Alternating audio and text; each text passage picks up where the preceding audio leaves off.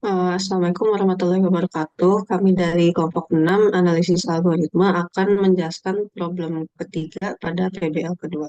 Saya sendiri, Kata Nabila, lalu ada M. Kuatul Haq, dan Salsabila Zahra. Untuk deskripsi masalahnya, setiap desa memiliki komoditas unggulan yang dapat dijual ke desa lain. Proses pengiriman komoditas dari desa produsen menuju desa konsumen memerlukan pemilihan rute terpendek untuk mengurangi biaya distribusi. Pengiriman yang efisien menguntungkan kedua belah pihak karena biaya operasional menjadi lebih rendah.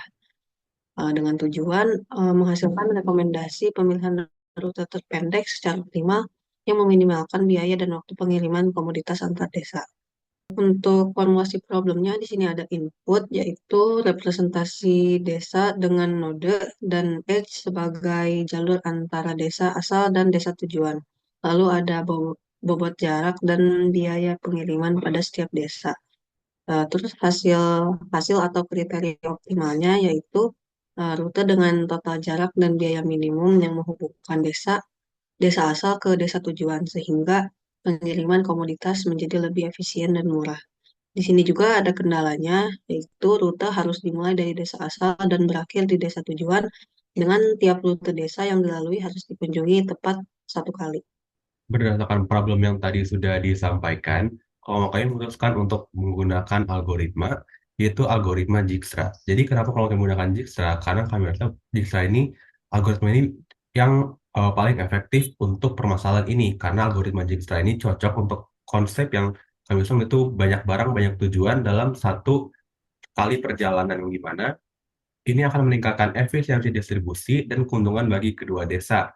Nah, bagaimana cara algoritma Dijkstra ini bekerja? Algoritma Dijkstra ini akan menelusuri node desa secara iteratif dengan menghitung jarak terpendek dari titik awal ke desa lain hingga ke desa tujuan nantinya, dan akan terus memperbarui jarak terpendek untuk setiap desa yang dilewati. Baik, selanjutnya ada terkait analisis efisiensi dari algoritmanya. Jadi untuk algoritma Dijkstra sendiri memiliki kompleksitas waktu sebesar big O n kuadrat. Dengan n ini adalah jumlah simpul pada graf.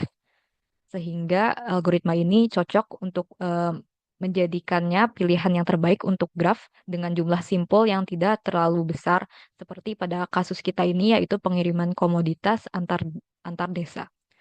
Kelebihan dari algoritma Dijkstra yang pertama itu dia ini menjamin untuk selalu menemukan rute terpendek dengan syarat semua sisi grafnya berbobot positif. Yang kedua, dia ini implementasinya cenderung mudah dan juga cocok untuk skala permasalahan pengiriman komoditas antar desa. Untuk kekurangannya, yang pertama dia ini tidak cocok untuk graf dengan bobot bernilai negatif. Contoh kasus untuk graf dengan bobot bernilai negatif itu misal biaya operasionalnya itu bernilai negatif karena ada subsidi dari pemerintah sehingga pihak desa itu nggak perlu mengeluarkan biaya. Yang kedua, dia ini juga kurang optimal untuk skala graf yang besar dengan simpul dan sisi yang jumlahnya banyak. Jadi untuk alternatif solusi, kami menawarkan menggunakan algoritma ESTAR. Algoritma ESTAR ini dia bisa bekerja lebih efisien dibandingkan dengan Dijkstra untuk menemukan jalur terpendek, terutama untuk graf yang ukurannya besar. ESTAR ini dia bekerja dengan mengkombinasikan jarak yang sudah ditempuh dari titik asal dengan perkiraan jarak ke tujuan atau yang disebut dengan heuristik. Beda dengan Dijkstra yang hanya memperhitungkan jarak yang sudah ditempuh dari titik asal saja. Tapi kekurangannya ada beberapa yang menyebabkan kita memilih untuk menggunakan Dijkstra saja. Yang pertama, ESTAR ini memerlukan satu tujuan spesifik, yang artinya dia kurang efektif untuk kasus kita yang membutuhkan untuk distribusi banyak komoditas secara bersamaan ke beberapa desa yang berbeda. Dan yang kedua, dia ini memerlukan nilai heuristik yang tepat. Jadi kalau misalnya nilai heuristiknya kurang akurat atau tidak konsisten, dia ini bisa memberikan hasil yang tidak optimal atau bahkan pencarian yang jauh lebih lambat daripada nilai rata-rata. Baik, sekian presentasi dari kelompok kami terkait problem dan solusi yang telah kami paparkan. Mungkin sekian saja, apabila ada kurang, kami mohon maaf. Sekian dari kami, terima kasih. Wassalamualaikum warahmatullahi wabarakatuh.